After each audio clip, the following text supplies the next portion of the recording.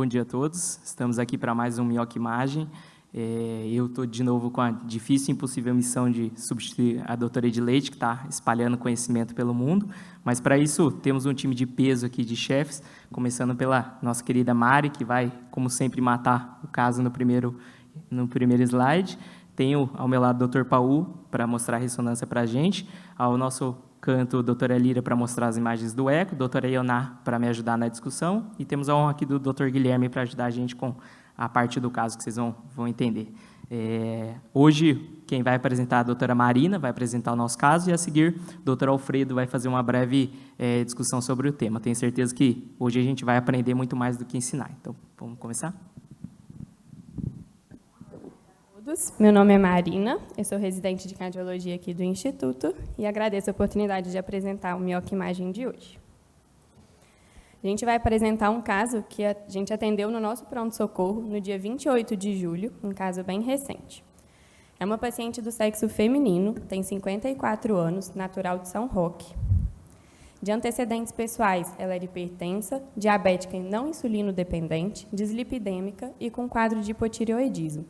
Ela vinha com uma história de já ter um diagnóstico de uma IC de fração de ejeção reduzida de 25%, uma etiologia ainda não esclarecida, e o diagnóstico tinha sido em dezembro de 2023. De história familiar, o pai tinha falecido por morte súbita aos 34 anos de idade e a mãe aos 60 anos, e tinha um relato de um filho, com 26 anos, portador de uma arritmia, que a gente não sabia qual era. De medicamentos em uso, ela estava com espironolactona, losartana, carvedilol, dapaglifosina, furosemida 40 de manhã e 20 à tarde, glifage, amlodipino, atorvastatina e levotiroxina de 100. Ela vinha com uma história de que veio transferida via CROSS. Ela chegou para a gente no dia 28 de julho, mas há 15 dias ela tinha dado entrada em um hospital externo. Ela tinha uma história de um episódio de palpitação que vinha com piora progressiva, foi quando ela buscou esse outro serviço. Lá ela encontrava com uma frequência de 175 batimentos, estava hipotensa, uma pressão de 74 por 46, referindo dor torácica, náuseas e sudorese. Na admissão dela nesse outro hospital, foi identificado uma taquiarritmia de QRS largo, que tinha critérios de instabilidade, e ela foi, então, submetida à cardioversão elétrica sincronizada. Quando ela chegou para a gente, já após 15 dias, ela encontrava-se alerta, hemodinamicamente estável, eupneica, e referiu uma história de que há 10 anos ela já tinha uma dispneia classe funcional 2 e quadros de palpitações frequentes, quase diárias, que duravam 3 a 5 minutos e não tinham relação com esforço físico. Em dezembro de 2023, ela tinha sido diagnosticada com essa IC de fração de ejeção reduzida e iniciado o tratamento. Do exame físico dela na admissão, o que chamava a atenção era mais um edema em membros inferiores, não tinha nenhum outro sinal de que ela estava congesta, e ela estava bem perfundida, estava hemodinamicamente estável. Agora eu vou chamar a doutora Mariana para comentar sobre o eletrocardiograma dela. A gente vai começar com o eletrocardiograma da admissão dela no serviço externo. Bom, mais uma vez, obrigada pelo convite. Tem uma história extremamente florida aqui, né? Tem uma mulher de meia idade, de 54 anos, que o que chama atenção é uma morte súbita de parente de primeiro grau extremamente precoce, com 34 anos. Então, para doenças genéticas, para canonopatia, ele entraria como positivo para todas as doenças. Pensando em DAC, também entraria com uma morte precoce, mas essa idade tem que pensar em doença, alguma coisa genética. A segunda coisa, a descrição que foi feita, que me deixou... E ela é dislipidêmica, hipertensa, obesa, diabética, tem tudo para também ter doença arterial coronariana, que é sempre vai ser a nossa nosso primeiro pensamento. Segunda coisa, ela tem a descrição do pronto-socorro que atendeu previamente, que é muito rico, e a gente fica muito feliz quando a gente vê essas coisas. Primeiro, eles descreveram como uma taquicardia de QRS alargado, né? Então, até até o setor escreveu um posicionamento, o Dr. Gui foi um dos autores também, dizendo que da taquicardia de QRS alargado, no contexto de emergência, em paciente com sintoma de baixo débito, que era o caso, que ela estava hipotensa, estava com dor precordial, estava sudoreica, então ela tinha todos os sinais aí de instabilidade hemodinâmica, não vai se parar para dizer se era uma taquicardia de QRS largo com uma origem ventricular ou supraventricular com aberrância. Eles simplesmente fizeram cardioversão, né? Então, essa é a coisa mais importante aí dessa história. E quando a gente vai analisar o eletro é uma taquicardia de QRS alargado, ponto. E ele tem, quando a gente vai ver, ele tem vários dos critérios para a gente pensar sendo de origem aí ventricular, né? O padrão aí, quando a gente olha nas precordiais, ele não é concordante positivo ou negativo, ele é um padrão de bloqueio de ramo direito, mas o eixo ele está muito desviado, o AVR é completamente positivo, então se nós formos pensar aí no Verekay, ele tem também o início atrasado em relação aos outros critérios, ele tem um início, um empastamento inicial muito importante, pensando de uma origem ventricular, pensando no algoritmo mais recente, que eu gosto bastante, porque ele leva em consideração o critério clínico, que é o Basel, ele leva em consideração doença clínica com morfologia de QRS, e ele entra como uma doença clínica, como uma fração de ejeção reduzida. Essa paciente já tem a história de cardiopatia estrutural com o atraso inicial do QRS. Então, para mim, esse paciente fica com uma taquicardia de QRS alargado, e diante de toda a morfologia do eletro com história clínica, ficaria aí como origem ventricular até que se prove ao contrário. Tá? Obrigada. Agora eu vou colocar o eletro dela da admissão no Dante, em que ela já se encontrava estável e sem taquiarritmia. Bom, então ele está em cima, eu tenho D1, D2 e D3, ABR, L e F, e aqui embaixo as precordiais. É um ritmo sinusal, ele tem uma onda P doente, ele tem tanto um bloqueio interatrial, que a onda P está bem alargada, ela está completamente entalhada, quando a gente olha em V1 e V2, ela tem um Morris, que ela fica negativa em V1 e fica negativa em V2 também. Em relação ao intervalo PR está normal, QRS ele está alargado, mas ele está alargado sem preencher um critério morfológico de bloqueio de ramo esquerdo ou bloqueio de ramo direito, né? Ele tem um atraso nas precordiais muito mais de direito do que de bloqueio de ramo esquerdo. Então, aqui eu daria como um distúrbio da condição intraventricular, que a gente chama de um bloqueio de fibras periféricas, o bloqueio focal, que a gente chama. E o QRS, morfologicamente, ele está bastante fragmentado. Ele tem fragmentação em parede aí inferolateral, que a gente percebe em D1, D2, D3, AVF, AVL, e nas precordiais, principalmente V4, V5 e V6. Olhando o V1 e V2, ele ainda tem um atraso final bastante importante, sem ter uma fragmentação tão nítida. Em relação à alteração de repolarização, ele também tem uma repolarização extremamente doente, né? Ele tem, o que chama atenção ainda é uma baixa voltagem, aqui nas derivações de V5 e V6, D1 e AVL, então ele tem uma baixa voltagem nessas derivações à esquerda, que se eu estivesse pensando numa hipertrófica, geralmente ele teria alta voltagem ali, com essa alteração de repolarização extremamente doente. Ele chega a fazer um plus-minus em V4, V5 e V6 e faz uma onda T negativa, minus, até com uma tendência à assimetria em parede em D1 e AVL. Então, é um ritmo sinusal, bloqueio interatrial, sobrecarga de ato esquerdo, bloqueio focal, QRS fragmentado, com alteração de repolarização inferolateral para esse paciente. Esse atraso final de condução aqui em V4, V5, V6, não levaria a pensar mais em alguma coisa no ramo direito, ou via de saída do ventrículo esquerdo?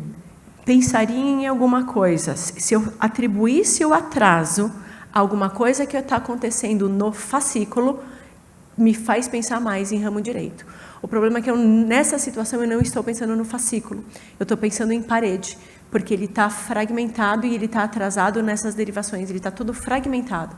Então, aí eu não falaria que alguma coisa cometendo mais o ramo direito, eu daria que ele está cometendo mais parede. E como ele está localizado nessas paredes, eu daria como possivelmente uma lateral esquerda ou talvez até inferolateral esquerda basal, assim, desse paciente.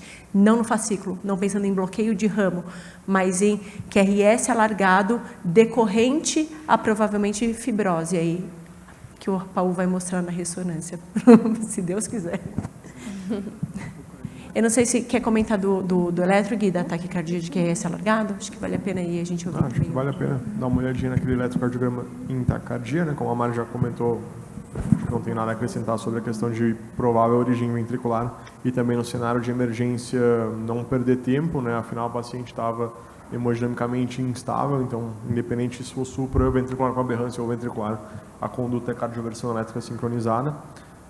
Algo adicional que talvez valesse a pena é falar sobre alguns critérios que surgiram uma etiologia mais epicárdica nesse eletrocardiograma. Ela tem uma deflexão intrinsecoide bem aumentada, assim, com certeza passa de 85 milissegundos. Todos os QRS em todas as derivações estão acima de 120. Se pegar a parte inicial, ali em V1 e V2, pode lembrar uma pseudodelta, que estaria bem alargada também. Então, sugere uma etiologia mais epicárdica do que endocárdica. E pensando em topografar essa taquicardia, ela tem uma morfologia de ramo direito, então provável origem no ventrículo esquerdo, parede inferior negativa, D1 e AVL negativos, então seriam mais na região inferolateral do ventrículo esquerdo, compatível com a área de fragmentação verificada no eletrocardiograma de repouso, né, quando ela chegou no Dante. Obrigada. Vamos agora para a radiografia de tórax que ela fez na nossa admissão no Dante. A radiografia não chamava grandes atenções, não tinha uma área cardíaca aumentada e nenhum sinal claro de congestão pulmonar também. Essa paciente trouxe alguns ecocardiogramas externos, que eu vou pedir a doutora Líria para comentar os laudos, por favor. Esse foi realizado em dezembro de 2023, que foi quando ela teve o diagnóstico da IC. Então, ela tem um átrio esquerdo pelo diâmetro anteroposterior, eles deram, era discreto, mas importante, que provavelmente pelo volume, a aorta normal, um septo, uma parede posterior de 9, normal, não me chama atenção para o aumento da espessura, e nem de fibrose também, que geralmente fica menor, fica mais fina. Uma fração de ejeção bem... o volume está ali, 49 do lado esquerdo, desculpa. Fração de ejeção de 25%, com um aumento importante da cavidade ventricular, um volume, acredito eu que esse seja o diastólico indexado de 143, acima de 90 para mulher indexado é importante, e às custas de uma alteração difusa, uma hipocinesia difusa. Ela tinha uma insuficiência mitral moderada, que prejudicou a avaliação da função diastólica, e o ventrículo direito normal. Então, por aqui, eu pensaria numa cardiomiopatia dilatada do ventrículo esquerdo, com acentuada redução da fração de ejeção, e aí abriria o leque para pesquisar, né, com essa história genética, as causas genéticas de cardiomiopatia dilatada do ventrículo esquerdo. Pode até ter isquêmica, não fala tanto a favor, por ser uma hipodifusa, mas isso também, pelo eco-repouso, é muito difícil da gente bater o martelo, né? Mas isso associado com toda essa história familiar de morte súbita, eu pensaria em uma cardiomiopatia dilatada de etiologia genética familiar para essa paciente. Obrigada.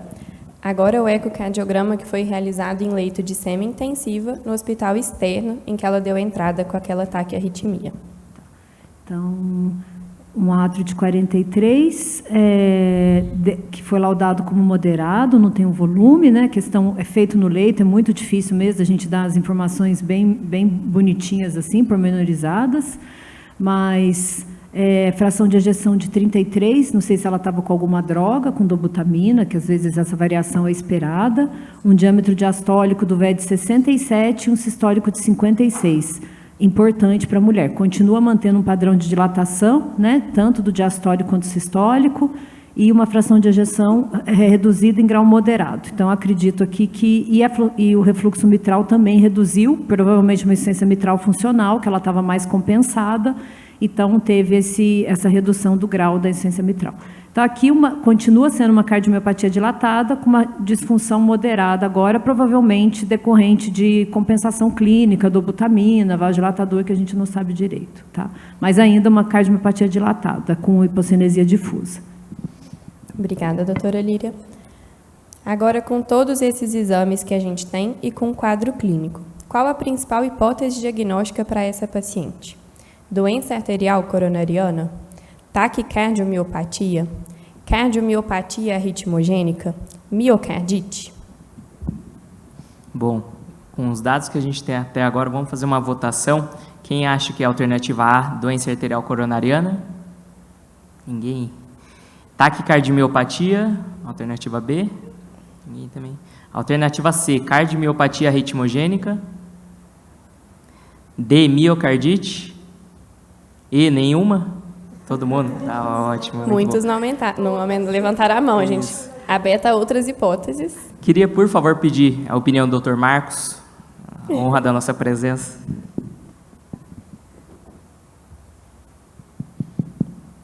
Bom, é uma paciente que tem uma fração de ejeção bem reduzida, né? O ventrículo esquerdo bem dilatado e já com uma taquicardia de QRS largo.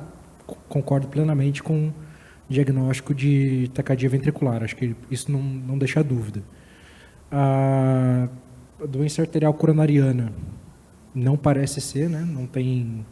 Não tinha uma alteração de Q patológica no eletro que justifique a presença de doença coronariana.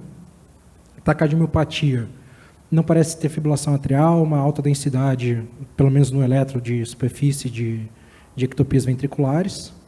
Miocardite é sempre uma hipótese para esse tipo de paciente. E cardiomiopatia ritmogênica também é um ótimo diagnóstico. Acho que a ressonância vem bem a calhar. O Dr. Paulo aí está para descrever posteriormente a ressonância. Eu só queria colocar uma questão aqui do ponto de vista clínico, sem chegar na ressonância. É possível ficar tranquilo e falar que não é doença aterosclerótica coronariana? Sabe? Você fica tranquilo e fala, não, pode fazer uma ressonância sem estresse para isso. Eu só queria saber se o que foi feito no hospital fora. Foi pensado, fez um CAT, só viu que não reverteu, beleza, manda para casa, sabe? Do ponto de vista de DAC, não foi excluído até agora, certo? Então, eu queria só um comentário em relação do ponto de vista clínico. Ok, doutor Paulo, a gente vai chegar nesse momento porque realmente nós consideramos a possibilidade de DAC para essa paciente, principalmente pela prevalência de DAC.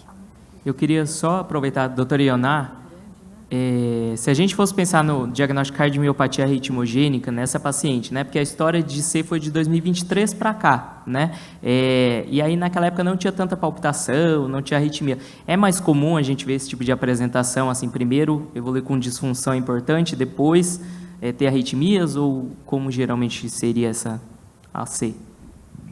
Na história, ela fala que ela tem palpitação há bastante tempo, né? Eu acho que isso chama a atenção para até pensar, ou numa taquicardiopatia, ou a história, ela engloba tanto a taquicardiopatia como a cardiomiopatia arritmogênica, porque ela tem essa história de palpitação e depois ela evolui com uma disfunção. O que fala um pouco contra a taquicardiopatia é a presença de muitos sinais de fibrose no eletrocardiograma basal. Se fosse uma taquicardiopatia, ou a gente veria presença de extrasístoles frequentemente, mesmo no eletro de repouso, ou teríamos um achado aí de alguma taquicardia atrial, de alguma fibrilação, né? E não essas alterações do QRS no eletro de repouso tão marcado, né? O eletrocardiograma da taquicardia dela ventricular também é um eletro assim, bem aberrante, né? Bem aberrante, o que também sugere que pode ser uma cardiomiopatia arritmogênica, né? A mais comum, né, que a gente conhece é a cardiomiopatia arritmogênica, que é a antiga displasia do ventrículo direito, né? Que dá uma outra morfologia de taquicardia ventricular, não é exatamente o oposto, né? Ela vai dar uma taquicardia com morfologia de bloqueio de ramo esquerdo, acontece mais em pacientes mais jovens, essa paciente está um pouquinho fora da faixa etária que a gente faz o diagnóstico, né? E muitas vezes está associada com a atividade física, e essa paciente ela está totalmente fora disso, né? Eu acho que realmente, se a gente chegar nesse diagnóstico de cardiopatia arritmogênica, vai ser uma cardiopatia arritmogênica mais rara, e não a do espectro mais frequente, que é o da displasia ritmogênica do ventrículo direito. Então, diante dessas hipóteses que nós discutimos, o que vocês fariam primeiro? Exames laboratoriais e investigação de DAC? Acho que o Dr. Paulo quer essa investigação de DAC. exames laboratoriais e Holter, exames laboratoriais e PET-CT, exames laboratoriais e ressonância. Esse PET entrou como uma hipótese que ninguém falou. Doutor Eduardo, gostaria de falar? Primeiro, eu queria dizer que o Dr. Paulo só pode escolher uma alternativa, tá? Então, o senhor vai escolher ou A, ou a D, ou ressonância, ou o DAC. Tá, então tá. E a alternativa B seria a Holter e a C, PET-CT, né? Até ia perguntar para a doutora Ioná, porque assim, né, a gente já viu vários miocs prévios aí, a hipótese de sarcoidose, né? Num paciente que chega com uma disfunção ventricular importante com essa história de taquiarritmias, né? Tudo bem que no eletro de base não tinha o BAV e tudo mais que a gente está acostumado, mas daria para a gente até agora falar não é sarcoidose? Eu acho que ainda não dá para afastar. Uma mulher de meia idade, existe sarcoidose com alterações mais específicas de coração, como a gente já viu em outros mioc-imagens. Acho que realmente a gente se esqueceu. Pode ser, sim. Então, acho que lembrando só, né, a gente vai ver mais para frente no caso, mas é sempre lembrar da possibilidade de ser, né? Mas alguém votaria na alternativa A? Quem descartaria DAC primeiro? Marina, com certeza, descarta DAC. Ótimo. Alternativa B, quem pediria um Holter junto? Mari, pediria? Com certeza. Boa. PET-CT, alguém ia confiar na sarcoidose de cara? Não? E a ressonância? Dr. Paulo? Só quero comentar, eu sempre fiz a questão de afastar a DAC, porque não foi afastado até agora. E eu sempre vou frisar o seguinte, quem faz a solicitação da ressonância, a suspeita clínica é de parte de vocês. Então, a ressonância tem sequências que são incluídas conforme o pedido médico. Por exemplo, uma sequência para afastar a DAC obstrutiva é com estresse farmacológico. Então, eu acho que a dieta incompleta, você seria exames laboratoriais com ressonância cardíaca com ou sem estresse. Então, quando é incluído estresse, essa avaliação de DAC já é feita além da outra avaliação de caracterização tecidual. Então, lembrem-se sempre disso. Vocês querem também informação de DAC? Solicitem com isquemia. O risco cardiovascular permite, merece uma avaliação anatômica antes, tudo bem. Mas escrevam se vocês precisam ou não de prova isquêmica, porque vai ser realizada conforme o que vocês solicitarem. Tá? Okay. Deixa eu te perguntar uma coisa. Se a ressonância sem a parte para isquemia, o padrão de realce, pode ser sugestivo de ser doença isquêmica, sem ser com estresse, em repouso? Pois é, excelente pergunta. Porque vamos pensar que o exame não foi feito com sequência de isquemia. Se não tiver infarto, a gente vai ver a cicatriz, então a gente assume que teria uma cicatriz de infarto, um padrão subendocárdico, coronariano. Mas se for uma alteração segmentar sem infarto, pode ser um miocárdio atordoado. E a gente não tem imagem para isso, só temos alteração segmentar. Então, sempre lembre-se de quando for o caso necessário afastar a doença isquêmica, de solicitar com isquemia. Inclusive, mesmo sendo difusa, um padrão balanceado, uma lesão de tronco grave, pode ter também uma alteração difusa. Então, sempre pensar em doença isquêmica. Uhum. Excelente. Vamos começar com os exames, então. Primeiro, os exames laboratoriais, que fizemos de investigação de uma IC de fração de ejeção reduzida. O paciente não tinha anemia, função renal era normal, os eletrólitos estavam bons, né? Ela deu entrada com esse quadro de TV. Chamava atenção um BNP de 2.240, perfil do ferro estava normal, sorologias todas negativas, incluindo para a doença de Chagas, um TSH de 15, ela já tinha esse diagnóstico de hipotireoidismo, mas com T4 livre normal, e uma troponina de 20. Chegou o momento para o Dr. Paulo, ela já trazia uma angiotomografia de coronárias, que tinha sido feita em dezembro de 2023. Essa angiotomografia tinha algumas lesões, veio com score coronariano de 58, no percentil 77, tronco com uma placa, mas sem redução luminal, BA, CX e primeiro marginal com reduções mínimas, e as demais artérias sem nenhuma redução luminal. Infelizmente, a gente não tem as imagens, então a gente ficou só com o laudo.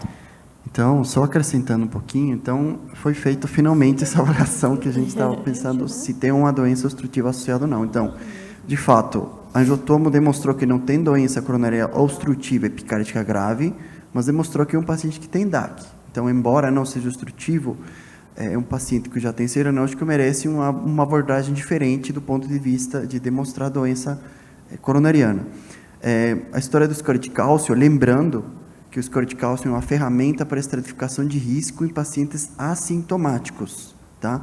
Então, muito cuidado de esperar e cobrar de uma informação de escória de cálcio em pacientes que têm sintomas. Não tem objetivo nenhum em investigação de dor, investigação disso, esperar a informação relevante do ponto de vista do escória de cálcio.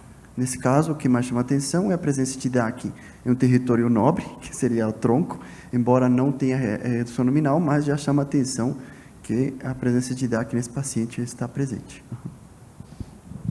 Obrigada. Agora a gente vai para o Holter, que foi feita com a paciente internada. Gostaria de dizer que a gente não sabe das terapias que tinham sido feitas no hospital externo, em que ela ficou 15 dias, e no nosso hospital ela já estava em uso de amiodarona, 600 mg dia, mas só com 2 dias de uso da realização desse Holter. Bom, para avaliação do Holter, a duração foi de 23 horas e 24 minutos, foi o tempo suficiente. A quantidade de artefato é satisfatória, a frequência cardíaca chama atenção, a frequência cardíaca mínima de 39, a média de 49, ou seja, está com uma frequência cardíaca média baixa, tudo bem que ela está restrita ao leito aqui, então também pode comprometer a frequência cardíaca, e a frequência cardíaca máxima de 73, mas uma frequência cardíaca inferior a 50 durante quase 18 horas, né? E é um Holter praticamente inocente para quem já teve aquela taquicardia ventricular com instabilidade hemodinâmica, porque ela teve 138 arritmias ventriculares no exame com boa qualidade técnica, sem manifestar nenhuma taquicardia, seja ventricular ou supraventricular. Vou colocar alguns traçados. Deixa eu só perguntar, claro. Doutora Mariana e doutor Guilherme, vocês acham que a gente não sabe quanto tempo ela usou a amiodarona, né? Mas seria possível esse tempo de impregnação já ter um Holter tão ok assim? O que vocês acham? Eu não esperaria que tivesse tão inocente tomando 2 doses de amiodarona. Foi a amiodarona VO, numa dose que a gente chama que sabe que, pensando em impregnação de amiodarona, a gente pensaria de pelo menos 10 gramas dela ter um uso contínuo, tanto assim que quando o paciente está internado, a gente faz em bomba de infusão para impregnar. A gente sabe que tem ação antiarrítmica imediata, mas nessa dose, nesse curto tempo, eu não esperaria. Não sei o que o Guilherme esperaria o que ele acha. Eu concordo com a Mari, assim, não tem tempo hábil para ela ter uma dose de impregnação adequada de 10 gramas, a ponto de deixar um Holter tão inocente, só isolada, não tem nenhuma arritmia complexa, né? Não tem PAR, não tem TVNS, acho que é algo bem inocente para um quadro tão florido, né? Trouxe alguns traçados, doutora Mariana e doutor Guilherme, se quiserem comentar. Ela tem uma extrasístole ventricular ali interpolada, né, que a gente chama que não muda o intervalo do RR de base, mantém esse QRS alargado. E lembrando que a gente sempre chama a atenção que nós não falamos de bloqueio de ramo direito ou esquerdo no Holter, porque são só 3 canais, sendo que um é eletrônico reconstrução e aqui embaixo uma extrasístole. Então, QRS alargado, com extrasístole ventricular e supraventricular aqui, com uma frequência baixa. Ok, mais um traçado. Mantendo também extrasístole ventricular sempre interpolada aqui, né? Com frequência baixa também, principalmente lá em cima. Ok. Agora vamos para a ressonância cardíaca, que foi solicitada para investigação etiológica. Chamar Dr. Paulo. Bom, um prazer sempre compartilhar com todos. Então, lembra do exercício de solicitar uma ressonância. Depois da discussão, que a gente viu que tinha um angiotomo não obstrutiva, seria necessário ainda pedir uma ressonância com estresse ou não? Não, né? Eu suspeito uma cardiomiopatia, né? Não temos doença obstrutiva que esteja gerando uma dúvida que está causando isquemia. Então, em princípio, minha dúvida seria mais caracterizar o tecido miocárdico e ver se tem alguma cicatriz ou algum padrão de algum fenótipo de alguma cardiomiopatia, certo? Isso é importante, porque às vezes a gente acaba pedindo todas as sequências e mais tempo de máquina, é um exame mais demorado, mais complicado, que não vai trazer uma resposta necessária para o que vocês querem. Então, sempre tenham esse bom senso de quando ou não solicitar uma prova isquêmica. Sempre vai depender dessa hipótese diagnóstica que vocês pensam para o seu paciente. Então, começando já nas imagens de cine, do lado esquerdo um cine 3 câmeras, do lado direito um cine de 4 câmeras. Já chama atenção nossos olhos, além dessa disfunção sistólica importante, que ela é difusa, tem um ponto branco com halo preto. Essa é uma imagem muito característica. observada quando tem infiltração gordurosa no miocárdio. Se a gente for olhar com mais detalhe, ela está presente, inclusive, na parede lateral apical e lateral média. Então, vejam com muito detalhe, não é uma imagem muito frequente. E essa imagem foi descrita, inclusive, como padrão de mordida. Tá? Então, esse padrão é característico. A ressonância magnética, essas sequências de Cine, observam a gordura branca. Vocês veem aqui, a gordura no subcutâneo ela é branca. Mas, quando ela é de pequeno porte, ela tem um halo preto. Então, o que a gente está enxergando aqui é uma gordura com halo preto. Então, é uma imagem muito interessante de infiltração gordurosa no ventrículo esquerdo e no septo interventricular. Fração de ejeção bateu 23%, alteração difusa, dilatação das câmaras cardíacas esquerdas. O ventrículo direito é preservado. Cine em eixo curto, que é um fatiamento da porção apical até a porção basal. A gente calcula a fração de ejeção e a gente comprova essa alteração difusa da contratibilidade. Mais uma vez, vejam essa linha preta no septo interventricular, refletindo uma imagem, um corte ortogonal da imagem observada na imagem anterior. Veja, inclusive, que pegou a porção apical também. Então, foi realizado uma sequência de estresse farmacológico. Tá? Não tinha muita indicação, foi realizado, demorou mais um tempo o exame, e o exame não demonstrou alterações de perfusão sugestivas de isquemia. Lembrando que a doença de microcirculação precisa de vocês solicitarem também a sequência de estresse, mas no caso desse paciente, não era a principal hipótese, até pelo grau de acometimento, disfunção e outros achados, pensando mais uma cardiopatia genética. Agora, essa é a imagem de realce tardio.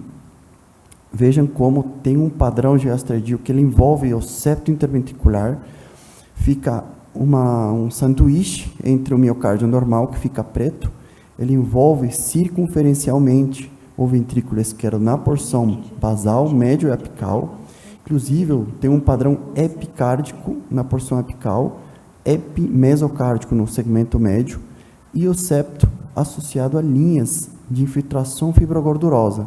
Então, é um aspecto muito característico que foi descrito por alguns autores como padrão Ring-like. Então, nada mais do que simboliza que é circunferencial envolvendo as porções do ventrículo esquerdo. Quem gosta disso também tem para todo mundo. Então, em imagens de eixo longo, corrobora a nossa impressão. Vejam como ele envolve o segmento epipericárdico da porção basal, apical e o septo. Sempre prestar muita atenção em alteração segmentar e presença de realce no ventrículo direito, pensando jamais em hipóteses diagnósticas. O acometimento de cardiomiopatia arritmogênica do ventrículo direito, classicamente descrita, ao longo do tempo foi demonstrado que não só é restrito o ventrículo direito, ela pode pegar também o ventrículo esquerdo, ou pode ser isolada do ventrículo esquerdo. Então, sempre ficar atento, observar alterações tanto de alteração segmentar, como alterações de substituição fibrogordurosa, inclusive realce. Então, a gente vê que está restrito só ao ventrículo esquerdo. Que interessante a coronária aqui, uma imagem comum de observar. Aqui eu coloquei para vocês enxergarem com muito mais detalhe essa imagem de Cine, certo? E essa imagem do realce tardio.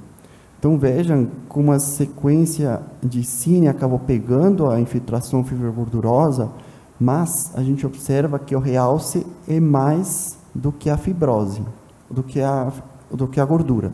Então esse coração tem dois tipos de acometimento. Tem um acometimento de infiltração fibrogordurosa, além de uma infiltração de padrão em anel, de padrão não coronariano. Mas, sei que vocês vão fazer essa pergunta para mim, quando que a gordura é patológica? Essa é uma pergunta relevante. Quando em autópsia já foi visto que adultos, 47% têm infiltração fibrogordurosa e morreu por atropelamento. Então, até que ponto é patológico? O que foi descoberto é que ao longo do envelhecimento existem focos de gordura no coração que não necessariamente são patológicos. Existem outras doenças que corroboram a alteração patológica, por exemplo, o infarto, Vocês têm um infarto crônico transmural, ele faz metaplasia gordurosa. Então, nesse sentido, é uma infiltração patológica. Cardiomiopatia ritmogênica, UNIVI, também pode ter ou não. Lipomas cardíacos, distrofias. Então, qual é a dica para diferenciar do ponto de vista de imagem? Quando é patológica, ela não costuma aparecer em pacientes tão jovens. Ela pode acontecer quando é patológica em pacientes mais jovens. Além disso, a contratibilidade e espessura dos segmentos com infiltração é alterada. Quando não é patológica, quando é normal, uma infiltração pela idade, idosos com espessura e contração normal, a gente fica mais tranquilo, tá? Isso como detalhe geral. Então, no caso do nosso paciente, ele tinha aspectos que faziam pensar que seja patológico. Primeiro, a idade de apresentação. Segundo, alteração segmentar. Terceiro, alteração e afilamento dos segmentos acometidos. E o quarto, o mais escrito, inclusive já demonstrado em alguns artigos, o padrão de mordida. Esse padrão foi visto que em pacientes que apresentam esse tipo de aspecto tem uma correlação com especificidade boa de alterações genéticas, inclusive com cardiomiopatia ritmogênica do ventrículo esquerdo. Então, é uma imagem de infiltração que deve nos fazer pensar que tem uma alteração patológica e não é normal. Agora, o realce tardio, padrão Ring-like, sempre a ressonância já demonstrou desde os primórdios a importância de demonstrar ou não a presença de realce tardio. A presença de realce tardio demonstra um prognóstico pior versus pacientes que não têm. Isso a gente já sabe. Já foi documentado em cardiomiopatia dilatada idiopática e não se fala de DAC. Mas, agora a gente está em outro patamar. É tempo de discutir o aspecto da fibrose. Então, se a gente esquecer a presença e a ausência, a gente vê que os padrões que têm o Ring-like, vejam que ao longo do tempo, a taxa de eventos no Kaplan-Meier é muito maior versus a presença de outros tipos de fibrose miocárdica. Então, o nosso paciente apresenta duas características para serem englobadas. E lembrando que a nossa diretriz, a nova diretriz da ESC, permite estabelecimento de fenótipos, ele entraria dentro de um fenótipo com padrão de realce tardio não coronariano, Ring-like, que a gente tem que pensar muito em doenças genéticas, certo? Então, os critérios de Padua, eu acredito que vão ser discutidos mais na frente, não vou aprofundar, mas os critérios de Padua incluem a avaliação morfofuncional e caracterização da ressonância, que a gente pode ter alterações de contratibilidade sem ter alteração do tamanho da cavidade. Então, não sempre esperar cobrar um ventrículo mega dilatado para ter alteração segmentar.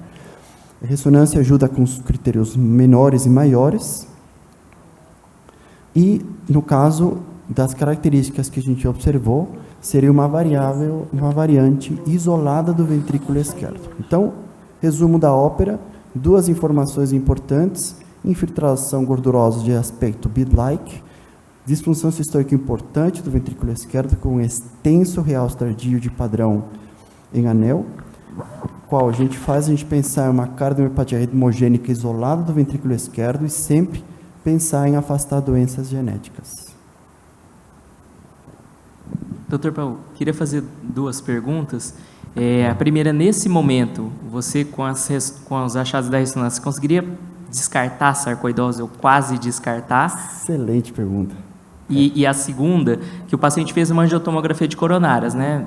Pelo menos eu acho que talvez a tomografia seja melhor para diferenciar gordura de músculo. Daria para ter visto alguma coisinha já na angiotomo? Acho que suas duas perguntas são extremamente relevantes. E o papel da ressonância, então, tem informações prognósticas e também informações diagnósticas. Do ponto de vista diagnóstico, quando a gente pega um paciente com sarcoidose, que é uma doença sistêmica, chega a um ponto de ter uma disfunção sistêmica tão importante, ele costuma ter aspectos mais clássicos da sarcoidose. Tá? Primeiro, o acometimento da junção e o padrão de Hug-like no septo interventricular, que a gente não viu nesse paciente. Tá? Então, isso afasta um pouquinho. E também lembrando que a gente precisaria documentar um processo inflamatório. Não foi afastado nesse exame. Mas só pelo aspecto de apresentação e pela infiltração gordurosa e pelos critérios de Padua, eu acho que não englobaria uma sarcoidose. Eu enfocaria mais por uma cardiopatia ritmogênica.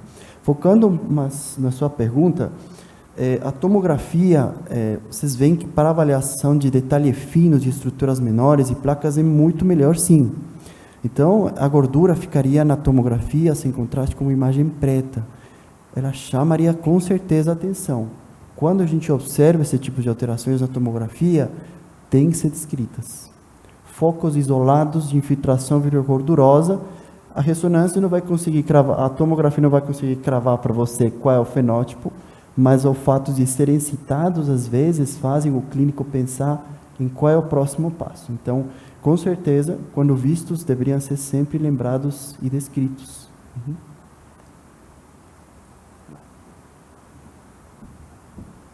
Com essa possibilidade, então, de uma doença genética, a gente fez o heredograma da paciente. Ela tinha essa história de morte súbita tanto do pai quanto da mãe. Chamava a atenção do pai aos 34 anos. Ela tinha um filho com esse relato de arritmia e uma irmã, por parte de mãe, também com relato de uma cardiopatia. Nesse momento, então, com tudo que a gente apresentou aqui, a paciente teria indicação de CDI? Eu queria só antes perguntar agora para a doutora Mariana, com essa hipótese de cardiomiopatia ritmogênica do VE, aquele eletro que você comentou sem saber, teria alguma alteração a mais que pudesse ser dito? Du, tá bem bonito, né, aquele eletro. Então, eu imagino que vocês vão falar, mas a gente tem o Task Force, né, da última de 2010 e agora com os critérios de PADA revisados em 2020. Que por muito tempo a gente falou de displasia ritmogênica de VD, porque a partir do momento que houvesse um acometimento do ventrículo esquerdo, praticamente isso era descartado como diagnóstico. E se viu que não, que muitas vezes o ventrículo esquerdo começa a se manifestar, até muitas vezes antes, ele é acometido e, em alguns casos, ele é exclusivamente do ventrículo esquerdo. Então, cada vez mais a nossa tendência é chamar de cardiomiopatia ritmogênica e não chamar de displasia ritmogênica do ventrículo direito, né? E por causa disso, esses critérios todos foram revisados, inclusive os eletrocardiográficos.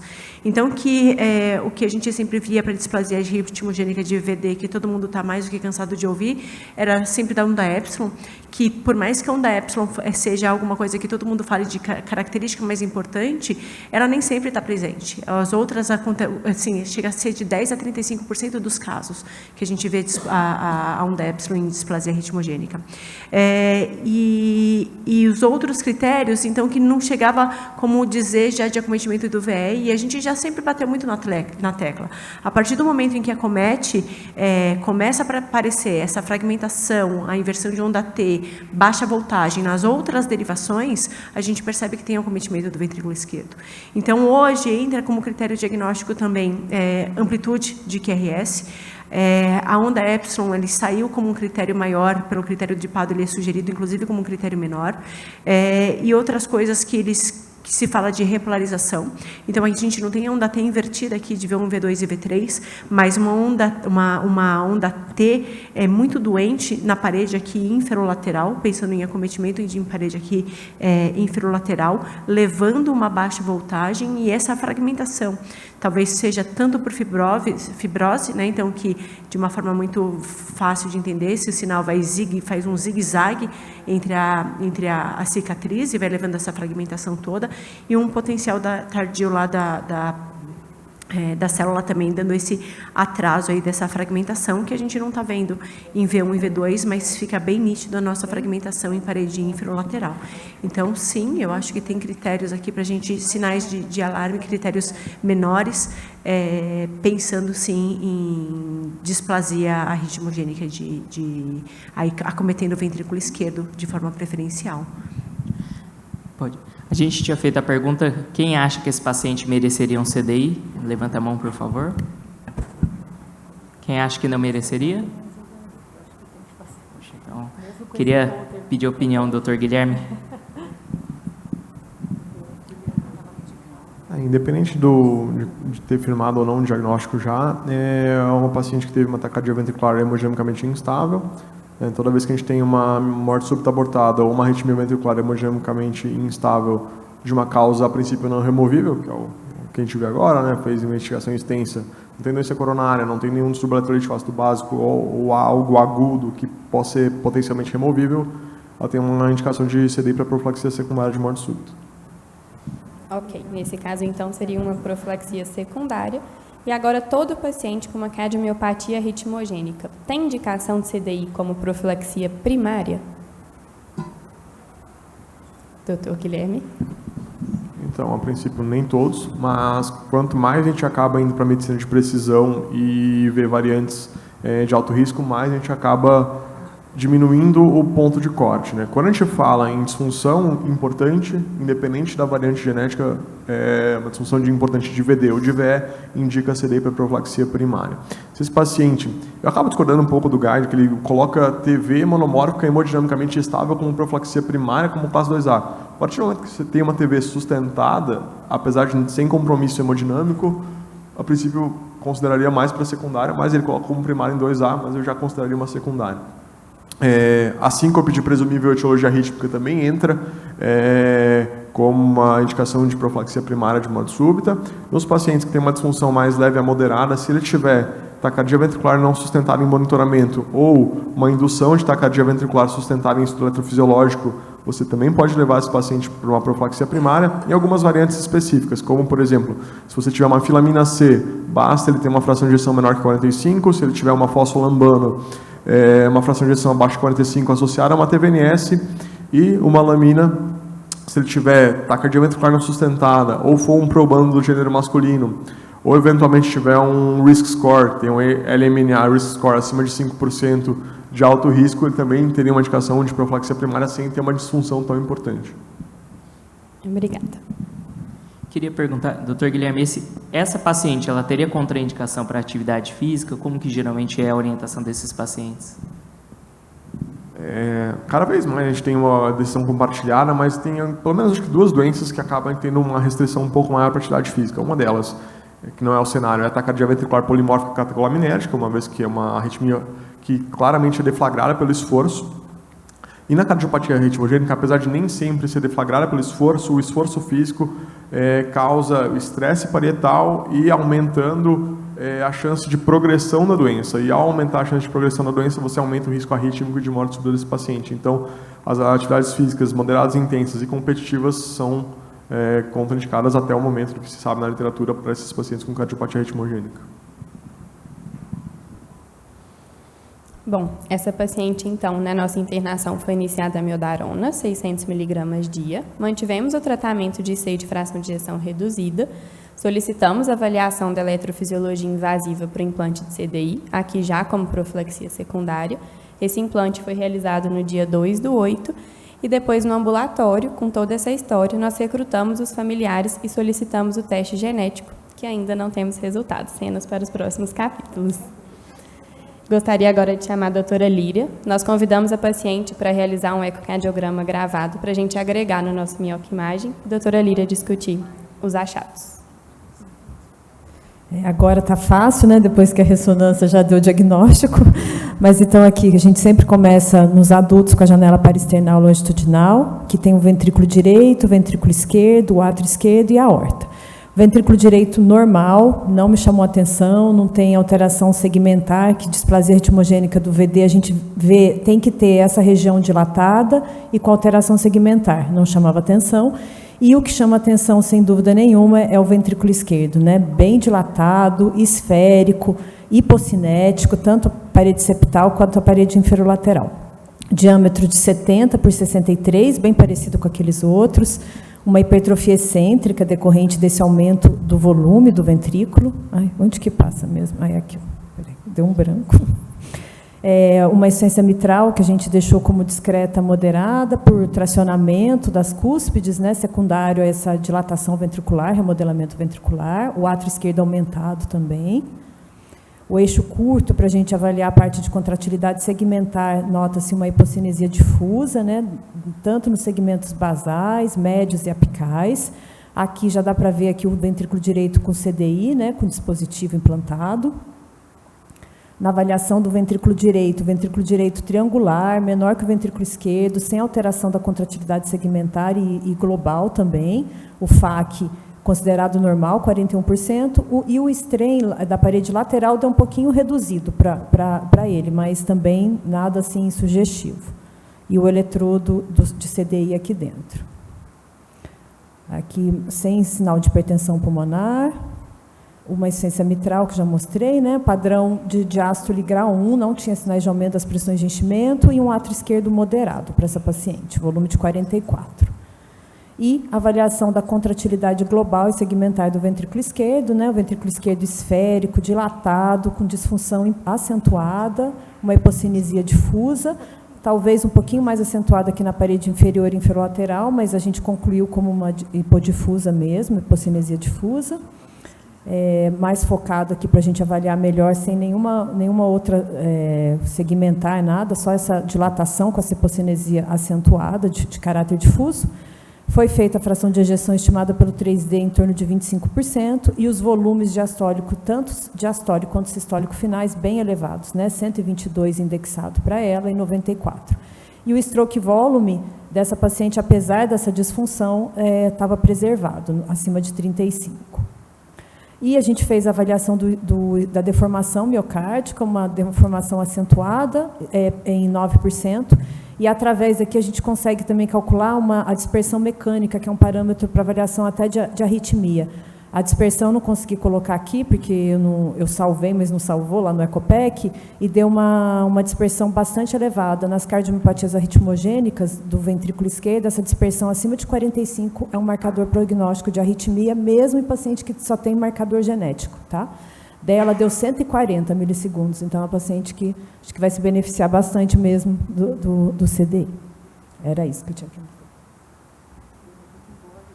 Então, só resumindo o caso, nós temos uma paciente de 58 anos com antecedente familiar de morte súbita, o pai com menos de 35 anos, com uma disfunção ventricular global sistólica, um padrão de ring-like na ressonância, alteração de repolarização no eletro, em D1, AVL, V4 a V6, e com episódio de TV sustentada de padrão de BRD.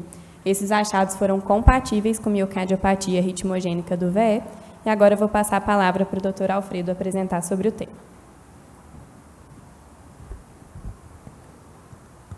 Boa tarde a todos. Meu nome é Alfredo Aurélio Marinho Rosa Filho, sou residente de cardiologia do Hospital Sírio-Libanês e gostaria de agradecer à doutora Edileide pela oportunidade em debater sobre a miocardiopatia ritmogênica do ventrículo esquerdo aqui no Mioc Imagem.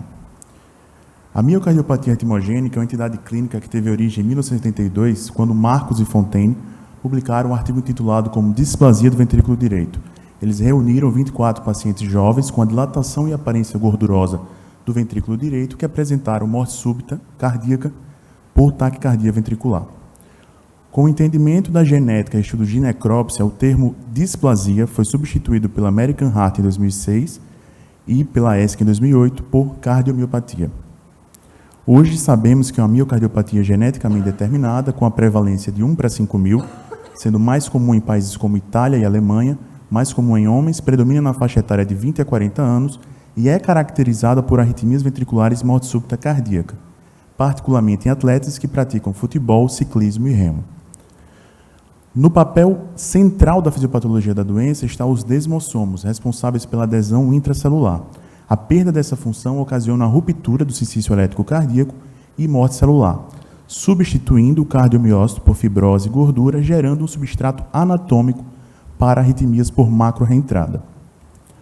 Os estudos genéticos mostram que certos genótipos estão associados ao comprometimento predominante do ventrículo direito, enquanto outros estão relacionados ao envolvimento do ventrículo esquerdo.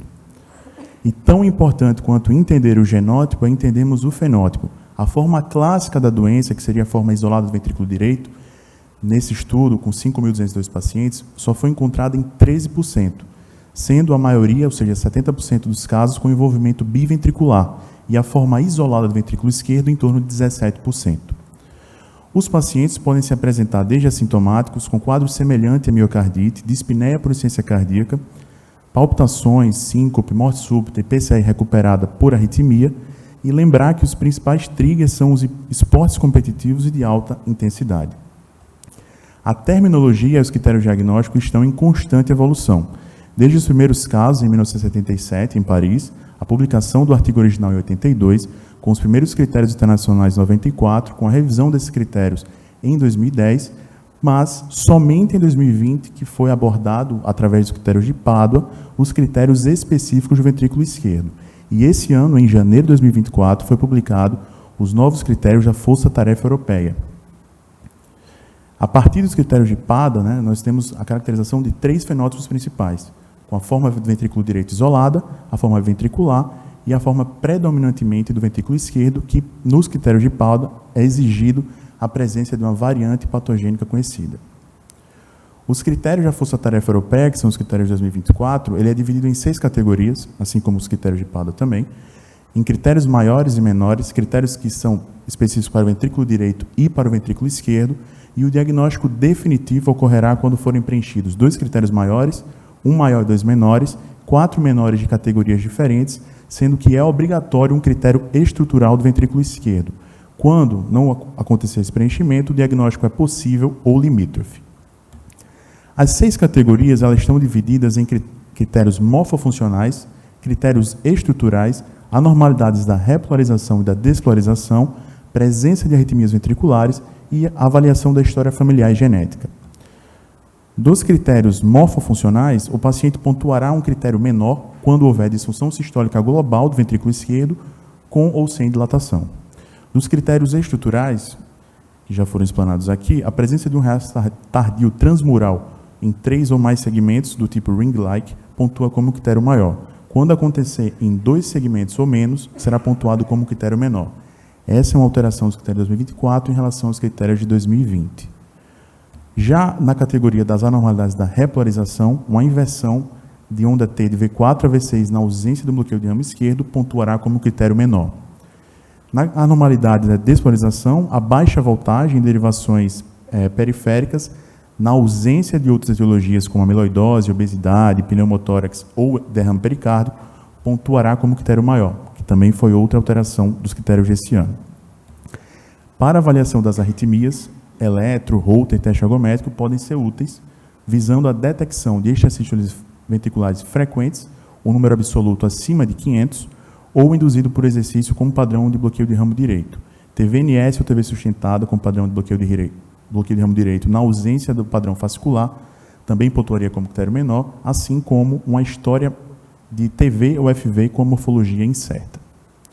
Por fim, a doença confirmada no paciente em parentes de primeiro grau e pacientes com teste genético positivo pontuam como critério maior, enquanto que morte súbita em parentes de primeiro grau abaixo de 35 anos, uma variante possivelmente patogênica e doença em parentes de segundo grau pontuaria com critério menor.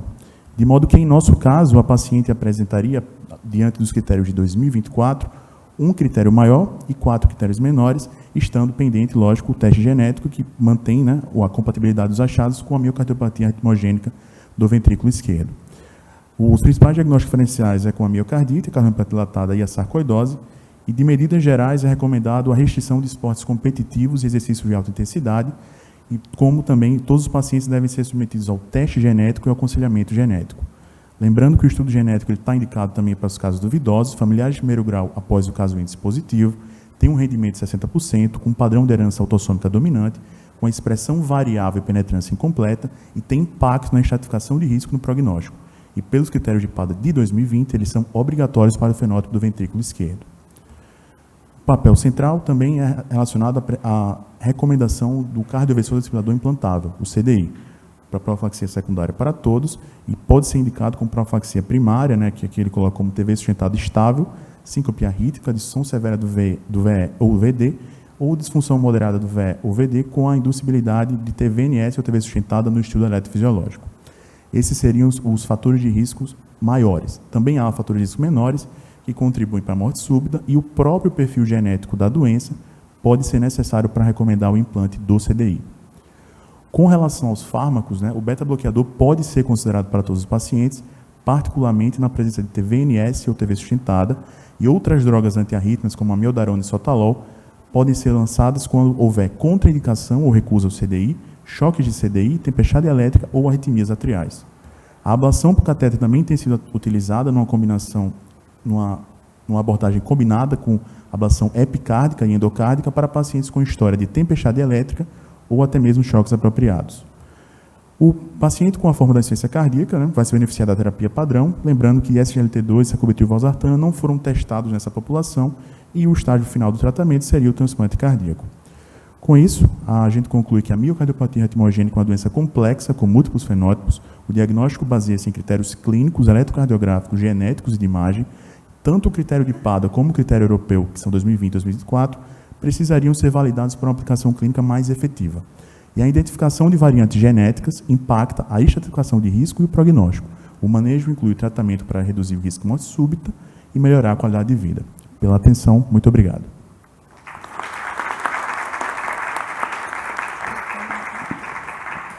Bom, primeiro, queria parabenizar pelas brilhantes apresentações da doutora Marina e do doutor Alfredo. Como o nosso querido doutor Ibrahim sempre faz aqui, queria que cada um dissesse uma mensagem final aí sobre o aprendizado de hoje, começando, doutora Marina, por favor.